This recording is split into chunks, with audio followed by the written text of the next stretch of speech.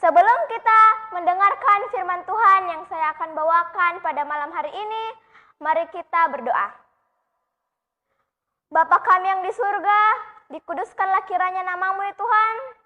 Sekarang kami akan mendengarkan pekabaran Injil-Mu ya Tuhan. Tolong jamah hati kami dengan Roh Kudus. Terima kasih Tuhan Yesus, haleluya, amin. Orang tua serta semua yang telah mengikuti akan ibadah sepanjang 4 hari sebelumnya pasti dapat berbahagia jika mempraktikkan akan semua firman Tuhan yang telah saya sampaikan dari malam ke malam. Salam sejahtera untuk kita sekalian. Shalom, God is good all the time. Malam hari ini saya mau menyapa untuk semua sahabat-sahabatku yang saya cintai, para guru yang kami hormati, dan semua orang tua yang kami banggakan. Bahkan semua umat-umat Tuhan yang sudah boleh bergabung bersama-sama dengan kami di KKR Net Pendidikan Sekolah Advent Makassar. Bagaimanakah kabar kita di hari ini? Saya harap kita pun di rumah dapat mengatakan dengan penuh sukacita, God is good and all time. Tidak terasa kita masih merasakan kebaikan Tuhan di malam ini.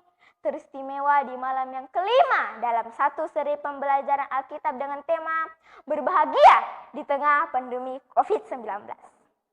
Bisakah kita berbahagia di tengah COVID-19 ini? Di mana salah satu dampaknya adalah kematian. Saya yakin dan percaya para sahabatku, para guru, jika kita setia karena Yesus telah setia kepada kita, maka kita akan berbahagia. Itulah pelajaran malam pertama. Kemudian, jika kita lemah lembut karena Yesus adalah lemah lembut, maka kita akan berbahagia dalam kondisi apapun. Itulah pelajaran malam kedua. Jika kita berlaku jujur sebagaimana Yesus memiliki karakter yang jujur, maka kita akan berbahagia karena dapat bertumbuh dalam situasi sesulit apapun itu. Itulah pelajaran malam ketiga. Dan kemarin malam kita akan berbahagia jika kita mau mempraktikkan apa yang Yesus lakukan dalam kehidupannya sehari-hari, yaitu berdoa dan beribadah.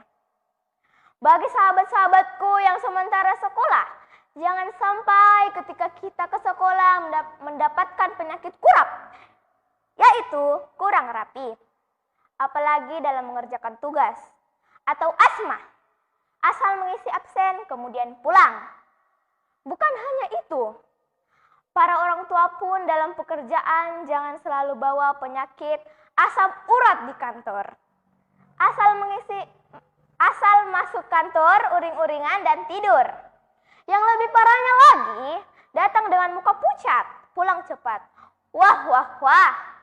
Jika kita melakukan itu semua, maka kita akan terkena penyakit katarak, kurang taat dan pemberontak yang disebabkan oleh kudis, kurang disiplin. Dari hal ini, judul khotbah saya adalah berbahagia dalam kedisiplinan. Apa itu kedisiplinan?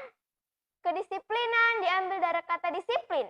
Dalam Kamus Besar Bahasa Indonesia adalah tata tertib, kepatuhan, ketaatan, atau kepatuhan kepada peraturan. Ya, ini sangatlah penting untuk dimiliki oleh semua orang. Apakah ketika saya disiplin maka saya akan berbahagia?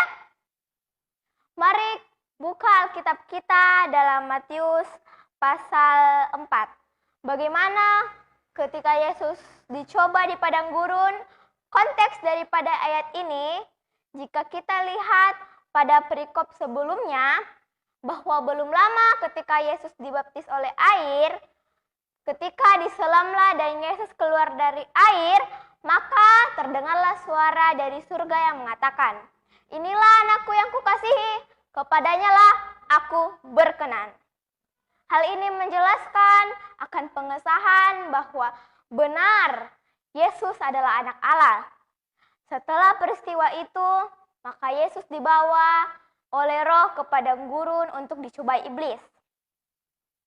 Jika kita melihat ini, maka saya berpikir, kenapa Yesus mau dibawa untuk dicobai oleh iblis?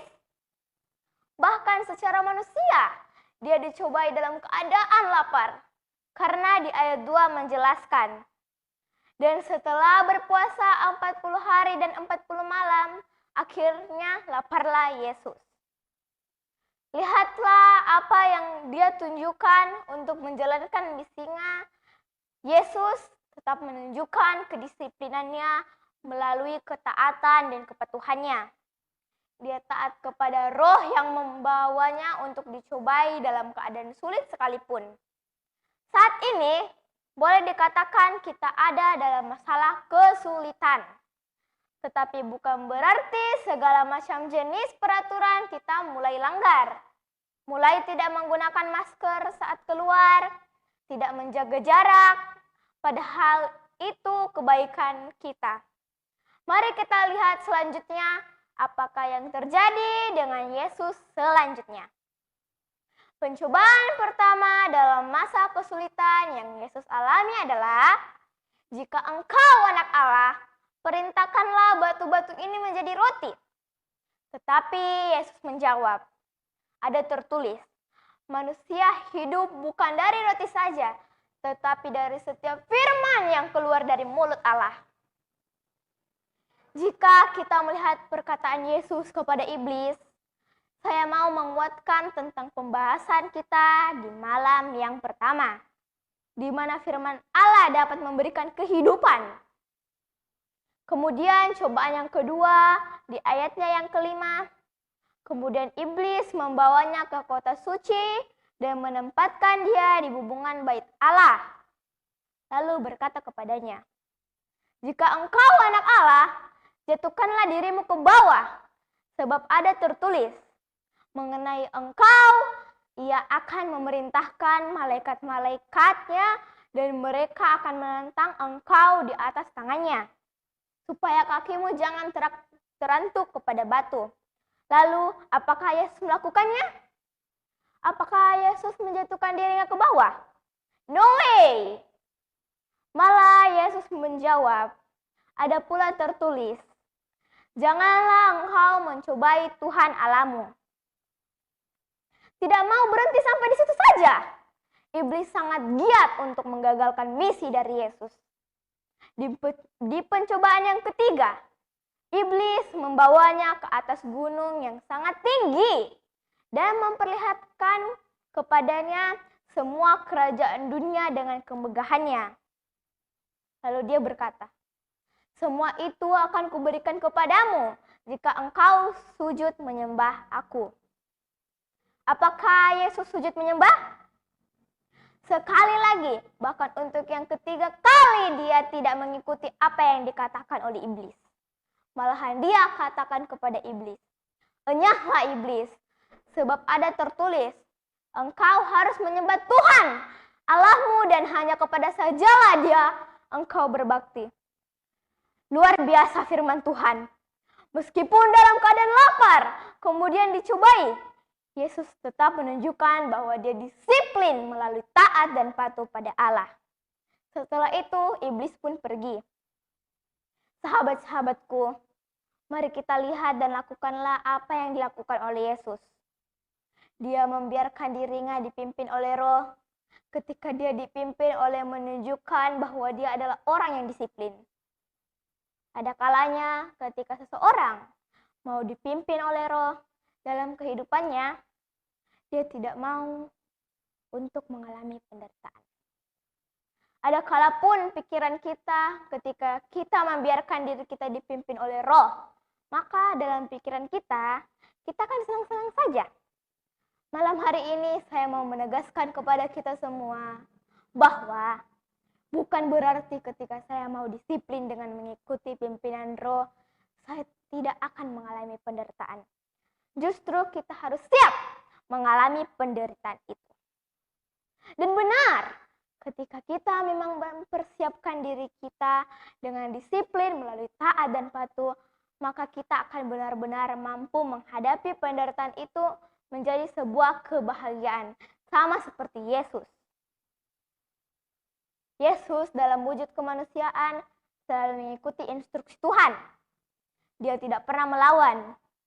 Dalam kehidupan pelayanannya sekalipun kita bisa melihat dalam Matius pasal 5 ayat 17, dia berkata, "Janganlah kamu menyangka bahwa aku datang untuk meniadakan hukum Taurat atau kitab para nabi. Aku datang bukan untuk meniadakannya, melainkan untuk menggenapinya." Allah memberikan hukum Taurat agar supaya manusia dapat melakukannya dalam kehidupan sehari-hari. Ayat membuktikan bahwa Yesus menggenapinya dalam arti dia melakukannya. Banyak dari umat-umat Tuhan yang tidak lagi patuh dan taat kepada hukum Allah. Apa yang akan terjadi jika kita tidak disiplin terhadap peraturan? Lihatlah sekarang, karena banyak yang tidak taat kepada aturan mengenai protokol kesehatan, banyak orang yang terkena virus corona. Banyak yang lebih takut mati kelaparan daripada mati karena virus corona. Hal seperti ini merugikan diri sendiri, bahkan orang banyak sahabatku. Begitu pula di sekolah. Kalau kita tidak patuh dengan peraturan sekolah, maka kita akan mendapatkan hukuman. Dalam Matius 5 ayat 19 menegaskan, "Karena itu siapa yang meniadakan salah satu perintah hukum Taurat sekalipun yang paling kecil dan mengajarkannya demikian kepada orang lain, ia akan menduduki tempat yang paling rendah di dalam kerajaan surga. Tetapi siapa yang melakukan dan mengajarkan segala perintah-perintah hukum Taurat, ia akan menduduki tempat yang tinggi di dalam kerajaan surga." Jika saya keluar tidak menggunakan masker, pulang tidak mencuci tangan, kemudian tidak menjaga kesehatan, maka jika saya terkena COVID-19, maka itu adalah kesalahan saya sendiri. Demikian pula apa yang dikatakan oleh Yesus. Perhatikan yang digunakan ayat ini adalah melakukan dan mengajarkan perintah Tuhan, bukan yang melanggar. Ia akan berbahagia. Yesus sebenarnya sudah memberikan contoh dan teladannya kepada kita. Betapa kita harus memiliki karakter yang disiplin untuk mendapatkan kebahagiaan yang kekal. Dalam kehidupan ini, saya mau menjadi orang yang disiplin dalam segala hal. Ketidakdisiplinan kita akan membuat kita pun dapat jatuh ke dalam dosa. Ya, 1 Yohanes 3 ayat 4 menambahkan bahwa setiap orang yang berbuat dosa melanggar hukum Allah, sebab dosa ialah pelanggaran hukum Allah. Malam hari ini, mari kita semua merenungkan kembali akan kehidupan kita selama menghadapi gelombang amukan virus corona. Apakah kita sudah hidup disiplin melalui taat dan patuh kepada peraturan? Kemudian ketika kita hidup dalam roh Allah, siapkah kita untuk menderita terlebih dahulu demi mendapatkan kehidupan yang berbahagia? Sudahkah kita melakukan dengan penuh disiplin hukum diberikan sebagaimana Yesus sendiri melakukannya? Sebab jika kamu hidup menurut daging, kamu akan mati. Tetapi jika oleh roh kamu mematikan perbuatan-perbuatan tubuhmu, kamu akan hidup. Mari tetap pertahankan hidup penuh kepatuhan kepada Allah, kita agar benar-benar kita dapat hidup berbahagia dalam kedisiplinan. Kiranya Tuhan memampukan kita adalah doa dan harapan kita semua. Mari kita berdoa. Bapa kami yang di surga, dikuduskanlah nama-Mu ya Tuhan. Tadi kami sudah mendengarkan kebenaran firman-Mu ya Tuhan. Tolong tuntun kami dalam kedisiplinan ya Tuhan. Tolong tulislah kebenaran Injil-Mu ini dalam loh hati batin kami masing-masing. Terima kasih Tuhan Yesus, di dalam nama Yesus. Haleluya. Amin.